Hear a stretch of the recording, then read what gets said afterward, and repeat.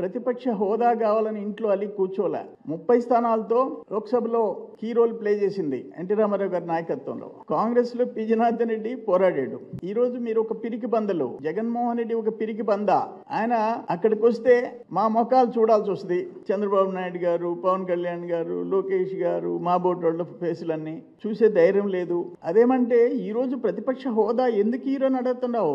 ఇస్తే రేపు సీఎం హోదా ఎందుకు లేదని అడుగుతావు? ప్రతిపక్ష హోదా అడుగుతావు, రేపు సీఎం పదవి అడుగుతావు. ఎక్కడన్నా ఉందా డెమోక్రసీలో అంటాను. నిన్ను 11 సీట్లకి ప్రజలు పరిమితం చేస్తే ప్రజలు ఇవ్వాలి నీకు ప్రతిపక్ష హోదా.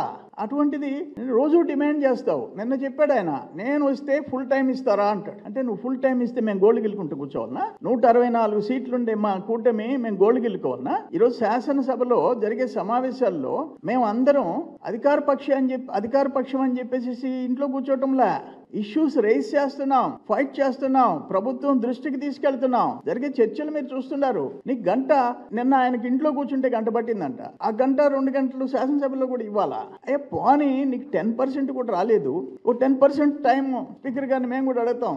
రా, దేని మీద చర్చ చెప్పు, రా మాట్లాడతాం.